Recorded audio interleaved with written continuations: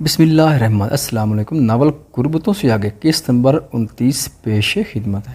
آن نے محسوس کیا جیسے وہ زبردستی جاری پھر پورے راستے اس کا منہ بنا رہا۔ علی دان دل ہی دل میں اس کی بری بری شکلیں بناتا معصوم مخڑا دیکھتی مسکراتا رہا، لیکن پھر پورا راستہ کچھ نہیں کہا۔ 1 گھنٹے کے خاموش سفر کے بعد وہ دونوں شاہ فیملی کے کافی بڑے ایریے پر مشتمل فارم ہاؤس پہنچ چکے تھے۔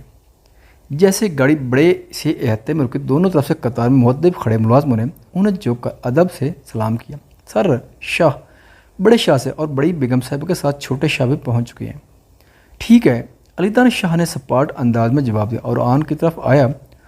اس کی طرف کا دروازہ کھول کر اس کا ہاتھ پکڑا باہر نکالا۔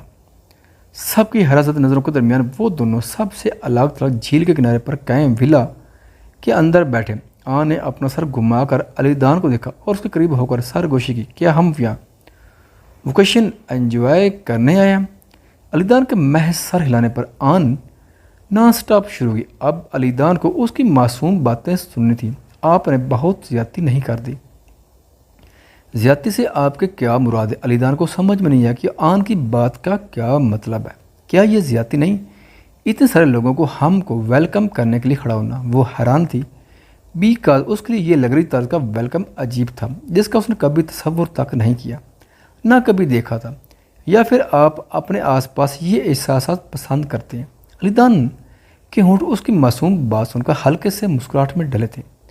آپ کیا سمجھیں، ایک کسٹمر کا صرف ایک رات کے سٹے کرنے کے لیے حد سے زیادہ پیسہ خرچ کرنے کا کیا مقصد ہوتا ہے؟ میں یہاں کا ماحول انجوائے کرتا ہوں اور ان کی خدمت گزاری بھی انجوائے کرتا ہوں، جو کہ ان کی ملازمت کا حصہ ہے۔ علی دان نرمی سے وضاحت دی تھی۔ اس لیے تو ہم جیسے امیر لوگوں کی دنیا کو سمجھ نہیں سکتے۔ میرے جیسے لوگوں کے لیے ویکیشن پر جانا ایسا ہے جیسے سفر کرنے کے لیے کسی نئے شہر کو دریافت کرنے جانا، راستوں میں اسٹالوں پر سے عام کھانا کھانا جیسے عام لوگ کرتے ہیں ویسے ہی کرنا۔ مجھے تو سمجھ میں ہی نہیں ہے کہ آپ کو ضرورت کیا ہے کسی خدمت گزار کی۔ وہ معصومیت سے اپنے ذہن میں آئے سب خیالوں کو علی دان کے آگے پیش کرتی جا رہی، بنا رکے بنا ڈرے۔ علی دان شاہ نے اس کے معصوم اور دل فریب چہرے کو دیکھا، پھر مسکرا کر کہا، تو پھر آج سے آپ بھی میرے جیسا لائف سٹائل گزاریں گی۔ اس کی آفر پر وہ حیران ہوئی۔ جیسے یہ دونوں باتیں کرتے جاتے، بات مکمل ہونے سے پہلے دونوں ولا کے ساتھ بہتی جھیل تک پہنچ چکے تھے۔ یہ جھیل ولا کے ساتھ ساتھ بہتی تھی۔ وہاں پر مدان اور ریحان شاہ دونوں بھائی فنشنگ انجوائے کرتے، نگہت ان دونوں کے بیچ میں بیٹھی ہوئی تھی۔ اپنے پیچھے قدموں کی آواز سن کر تینوں ہی نے گردن موڑ کر ان کو دیکھا تھا۔ مدان نے دونوں کو مسکرا کر ہاتھ لایا اور چیخا، علی دان بھیا بھابھی جلدی سے ادھر آؤ، بڑے بھائی اور مجھ میں فنشنگ کا مقابلہ ہو رہا ہے۔ علی دان نے آن کا ہاتھ کھینچا اور آگے چلنے لگا۔ یہ دیکھ کر کہ دونوں ایک دوسرے کے ہاتھ میں ہاتھ ڈال کر چلے آ رہے ہیں، نگاہ زیادہ دیر نہ دیکھ پائی اور اپنی نظریں دوسری طرف کر دی۔ آن ان کے قریب آئی تو سر ہلا کر ان سب کو ہائے بولی۔ نگاہ تمہارے بندے مصنوعی مسکراہٹ سے جا کر اٹھ کھڑی ہوئی۔ مس آنیہ، ہائے، آپ کو یہاں دیکھ کر بہت اچھا لگا ہے۔ سوری، آپ کو زحمت ہوئی۔ آن نے کچھ جھجک کر کہا، ایسا مت کہیں، کیا اب ہم ایک فیملی نہیں ہیں؟ نگہت نے ہلکی سی مسکراہٹ سے کہا، پھر علی دان کی طرف متوجہ ہوئی۔ علی دان، کیا تم کو فش چاہیے؟ نگہت نے ادا سے پوچھا تھا۔ نو نیڈ، یہ تو کہہ رہے ہیں مقابلہ ہو رہا ہے، کیا انعام ملے گا اگر ہم جیت گئے؟ مدان نے شرارت سے پوچھا۔ جو جیت جائے گا اس کو یہ اختیار ملے گا کہ پہلے کمرہ پسند کرے۔ علی دان کے کہنے پر مدان دل کھول کر ہنسا۔ علی دان بھائی، میں آپ سے ٹورنامنٹ جیت چکا ہوں، ہر طرح کے حالات میں اکیلا رہ چکا ہوں، اس لیے یہ مسئلہ نہیں کہ میں کس کمرے میں رہوں گا۔ علی دان نے ناگواری سے اسے دیکھ رہا، کوئی ضرورت نہیں، میں یہ خود ہی کر لوں گا۔ نگہت نے آن کو چپ چاپ سب کی باتیں خاموشی سے سنتے دیکھ کر اپنے پاس بلایا۔ مس آنیہ، آئیے کچھ وقت میرے پاس بیٹھ جائیے۔ علی دان نے آن کے بازو میں اپنا بازو اٹکا کر اسے قریب کر نگہت کو بنا دیکھے روکھا سا جواب دیا، یہ کہیں نہیں جاتی، یہ میرے پاس بیٹھے گی، یہ میرا خوش قسمتی کا ستارہ ہے۔ علی دان کے جملے سن کر مدان شرارت سے وہیں آ کر بیٹھ گیا اور کہنے لگا، واؤ۔ آن نے یہ سن کر شرم سے سرخ چہرہ لے کر اس کے سر پر تھپکی ماری، شریر، بات کو گھمانا بند کرو۔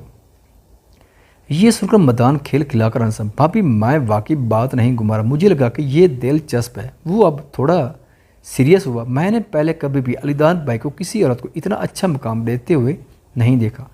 کیا آپ نے کبھی دیکھا ہے بڑے بھائی؟ مدان پکارا۔ علی ہان جو سائیڈ پر وہیل چیئر پر بیٹھا تھا اور اس وقت تک کوئی آواز نہیں کی تھی۔ اسے دیکھ کر ہلکے سے مسکرایا اور کہا، نہیں۔ نکت نے یہ سن کر دکھ سے اپنے ہونٹ کا کنارہ کاٹ ڈالا، بے اختیار 2 قدم پیچھے ہوئی اور بے دام سی کرسی پر گر گئی۔ اس کے لیے یہ سب برداشت کرنا مشکل تھا، بہت مشکل۔ علی دان شاہ بھی کرسی کھینچ کر سیدھا ہو بیٹھا، آن کو بھی کھینچ کر اپنے ساتھ بٹھا لی۔ آن تو شرم سے صاحب کے سامنے سر جھکا کر آنکھیں میچ گئی تھی۔ اس شرارتی مردان کے مسلسل زج کرنے کی وجہ سے آن کو سخت بے عزتی فیل ہو رہی تھی، شرم الگ سے کہ علی دان شاہ نے اپنے پورے خاندان کے سامنے اسے لکی سٹار کہہ دیا تھا اور خود اس سے لاپرواہ ہو کر ایسا بیٹھا فنشنگ مقابلہ کی تیاری کر جیسے وہ ہی جیتے گا because of his lucky star. آن جو اس کے بغل میں بیٹھی تھی، آن نے دانت پیس کر یہ سوچا، وہ سمجھی علی دان یہ مقابلہ نہیں جیت پائے گا کیونکہ وہ گیم میں سب سے آخر میں شامل ہوا۔ اگر وہ جیت نہ پایا تو وہ کسی کو کیا منہ دکھا سکے۔ ہائے، مختلف سوچوں میں گھری تھی جب اچانک علی دان نے مچھلی پکڑ لی اور مقابلہ جیت لیا۔ مدان کا تو منہ ہی لٹک گیا تھا، علی دان بھائی آپ فنشنگ میں اتنے اچھے کیوں ہیں؟ علی دان شاہ نے اپنی شکست تسلیم کر لی تھی، وہ ہار گیا تھا اور علی دان جیت گیا تھا۔ وہ مدان کی بات پر ہنس پڑا کیونکہ علی دان کے پاس اس کا لکی سٹار موجود ہے۔ اس نے آن کی طرف اشارہ کیا تھا، بھابھی آئیے میرے ساتھ بیٹھ کر میرا لکی سٹار بن جائے۔ مدان نے اسے بلایا۔ علی دان کا چہرہ ناگواری سے ایک بھر گیا، آنکھیں چھوٹی کر کے مدان کو گورا، خواب دیکھنا چھوڑ دو ننے چوزے، یہ صرف میرا لکی سٹار ہے۔ وہ جوش سے اٹھ کھڑا ہوا، کم آن لیٹس پک دا روم۔ مدان نے آن کا ہاتھ ہلایا، بھابھی جلدی سے بھائی کے ساتھ جائیں۔ وہ ساتھ میں یہ لفظ بھابھی نہیں سننا چاہ رہے تھے۔ آن نے لب پیچ کر علی دان شاہ اور نکت کو دکھا، سر ہلایا اور علی دان شاہ کی تقلید میں ولا کی طرف بڑھی۔ دونوں اپنے لیے کمرہ پسند کرنے لگے تھے۔ دونوں نے پہلے فرسٹ فلور پر کمرے دیکھے، وہاں کوئی پسند نہ آیا تو تھرڈ فلور پر جا کر چیک کریں گے۔ کیا آپ نے کچھ ڈیسائیڈ کیا ہے کہ کون سے کمرے میں رہنا پسند کریں گے؟ آن سے رائے لینا چاہیے۔ آن نے پریشان تاثرات سا علی دان کی طرف دیکھا، کیا آپ مدان کو روک نہیں سکتے کہ مجھے بھابھی نہ کہے؟ عجیب سا لگتا ہے، تو پھر کیا کہے؟ اس کی نظر سوالیہ ٹیچر ہے، لیکن یہ آپ خود بھی مانتی کہ آپ اب اس کی ٹیچر نہیں رہی۔ سب کی نظر میں آپ میرے ریلیشن میں اس رشتے سے آپ کو بھابھی ہی پکار سکتا ہے، چاہے مانے یا نہ مانے۔ I think he is right. ساتھ ہی ایک روم کا دروازہ کھل کر اندر داخل، آن بھی پیر پٹکتی پیچھے آئی۔ کمرے میں بڑی سی شیشے کی ونڈو کے سامنے کھڑے ہو کر اس نے آن کو دیکھ کر پوچھا، یہ کمرہ کیسا رہے گا؟ ونڈو سے نظر آتی جھیل میں بہتا پانی جو دور پہاڑیوں کی آبشار سے بہتا آتا تھا، اونچی اونچی پہاڑیاں، اس کے ساتھ قطار در قطار اونچے اونچے شجر تھے۔ ولا کے ساتھ ایک بڑے سے ایریا میں مشتمل پھلوں اور پھولوں کا باغ تھا۔ فضا میں پھلوں اور پھولوں کی مہک کے ساتھ آبشار سے ٹکرا کر آتی ٹھنڈی ہوائیں ٹیرس کا بڑا سا شیشے کا دروازہ کھول دو تو پورے کمرے میں گردش کرتی تھی، جس سے کمرے میں ٹھنڈک کا احساس بڑھ جاتا۔ نیلے آسمان پر ہلکے ہلکے بادل دکھائی دیتے رہتے۔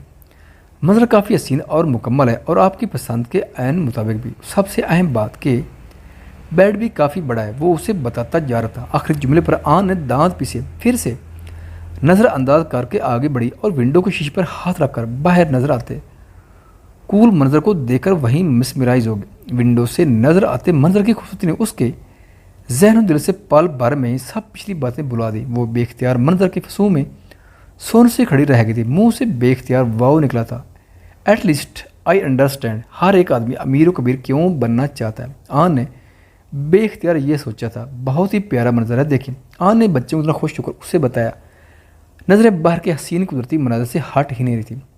وہ واقعی مسمرائز ہو چکی تھی اور لیدان وہ تو بس آن کے معصوم ایکسپریشن انجوائے کر رہا تھا۔ یوں لگتا ہے آپ کو یہ سب خوب پسند آیا؟ بہت خوب، بہت خوب، بس ہم یہیں ٹھہریں گے۔ ڈن، علی دان نے جیسے فیصلہ سنوا دیا۔ ہم آن نے گھوم کر علی دان کو حیرت سے دیکھ کر اپنے سینے پر انگلی رکھی، پھر اس کی طرف۔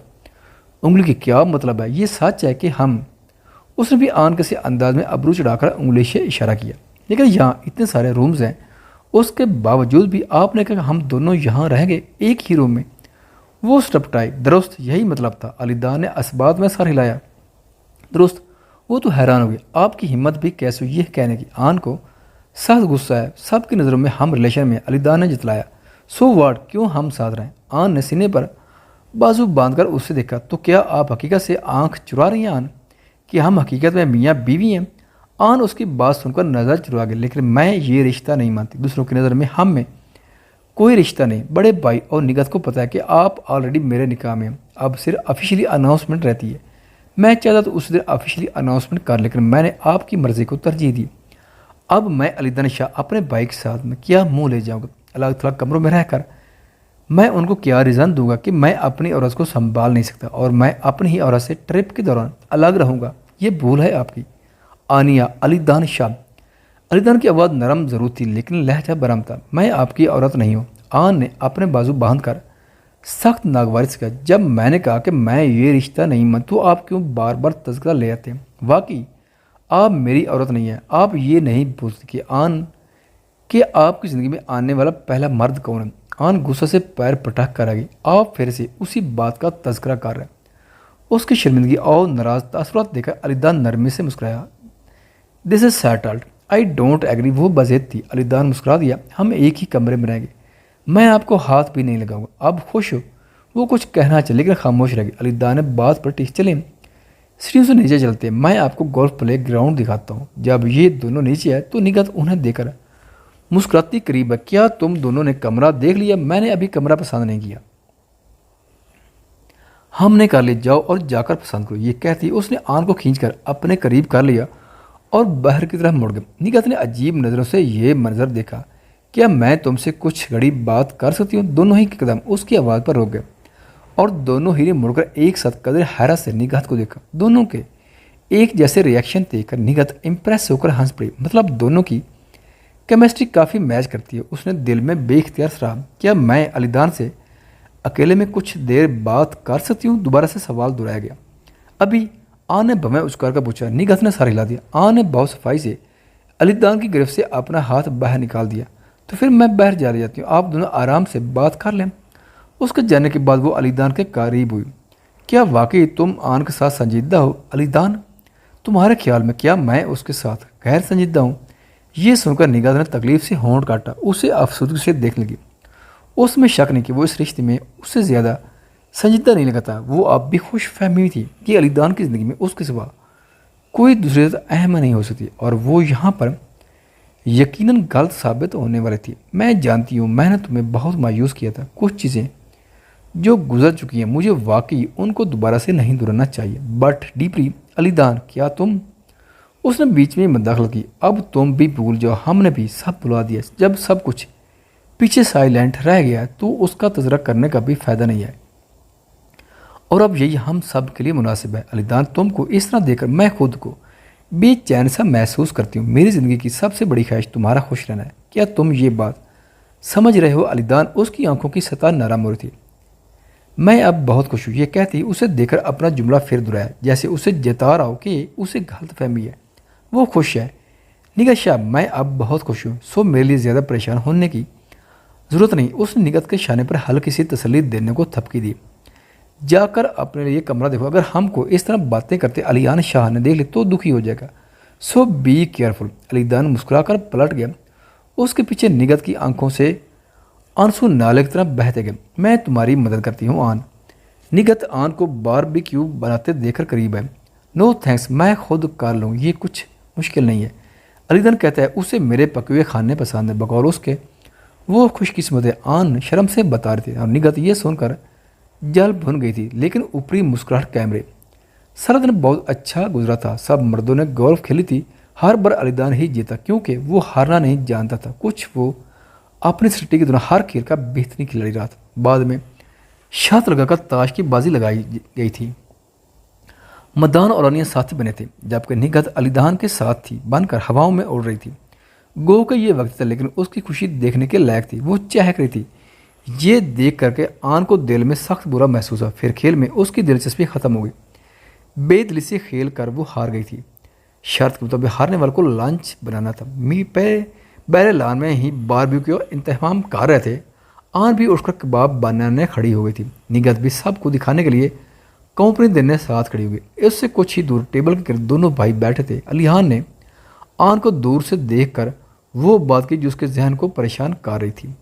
अलीदान, मैंने सुना तुम अवान्स को निशाना बना रहे हो, ये सच है?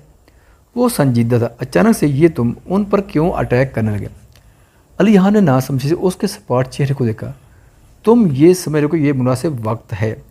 کیا آپ ایسا نہیں سمجھتے؟ علیحان نے ہونٹ پینچے۔ وہ زندگی جس کے لیے عوان خاندان ہمارا مقروض ہے سچ میں ایسی چیز ہے جس کا اب ہمیں حساب لینا ہے۔ علی دان کا لہجہ سرد تھا، بہت سرد۔ اگر ان کو اپنی جانوں کی قیمت چکانی ہے تو ابھی انہیں جو برداشت کرنا پڑے گا وہ زیادہ دور نہیں ہے۔ وہ سپاٹ سا بولا تھا، ایسا لگ رہا ہے تمہارے ذہن میں کوئی منصوبہ چل رہا ہے۔ علیحان نے ابرو اٹھا کر اسے جانچتی نظر سے دیکھا۔ علیحان بھائی، آپ کو پریشان ہونے کی ضرورت نہیں ہے، میں یہ مسئلہ خود سے ہی حل کر لوں گا، مجھ پر چھوڑ دیں۔ علیحان خاموش رہا۔ ادھر لان میں باربیو کو مناتی آپ کو دیکھو تو آگ کی تپش سے اس کا چہرہ تپ کر سرخ ہو رہا تھا۔ نگہت نے اس کی مدد کرنی چاہیے لیکن آن نے یہ کہہ کر منع کر دے کہ وہ خود کر سکتی ہے۔ آج تاش کھیل نے بہت مزہ دیا ہے نا؟ نگہت نے جیسے بات بڑھائی۔ یس، جو لوگ اصل زندگی میں ساتھی نہیں بنا سکتے وہ کھیل کے دوران آسانی سے ساتھی بن جاتے۔ آن نے سپاٹ لہجے میں طنز کیا تھا لیکن نگہت اپنے خیال میں گم اس کے طنز کو نہیں سمجھ پائی۔ وہ خوش تھی کہ وہ علی دان کے ساتھی ہے، چاہے کھیل میں وقتی ہی سے، اور یہ بات آن کو کھلی تھی۔ علی دان اٹھ کر ان کے پاس آیا۔ علی دان، تم کو آن کے لیے کسی پروفیشنل شیف کا بندوبست کرنا چاہیے تھا، دیکھو آگ کی تپش سے آن کی کیا حالت ہوئی ہے۔ علی دان نے سینے پر بازو باندھ کر آن کی تپش اور ناراض تاثرات کو نظروں کے حصار میں قید کیا۔ لب ہلکے مسکرائے، کیا میں مدد کروں؟ گمبھیر سے لہجہ آن کو بہتا تھا لیکن غصہ کی وجہ سے اگنور کیا۔ کوئی ضرورت نہیں، آن نے بینچی آواز میں ہولے سے کہا، میں ہار جیت کے اصولوں کو سمجھتی ہوں۔ جب ایک اپنی شکست تسلیم کرے اور دوسرا جوا جیت جائے۔ اس کی گہری بات سن کر نگہت بنا سمجھے ہنس پڑی۔ آن، یہ دیکھو کس کے آگے ایسا کہہ رہی ہو؟ اس کا مطلب تھا علی دان کے آگے جو اس کھیل کا پرانا کھلاڑی رہا ہے۔ جیت تو جیسے اس کے آگے باندھی بن کر کھڑی رہتی ہے کہ آؤ مجھے جیت لو، میں تمہاری غلام۔ لیکن اس کی گہری بات علی دان جیسا زیرک نظر شخص اچھے سے سمجھ گیا تھا کہ وہ جال رہی ہے، اور اس کے تپے تپے لہجے کے پیچھے کی وجہ بھی جان گیا۔ تبھی ہولے سے ہنس پڑا۔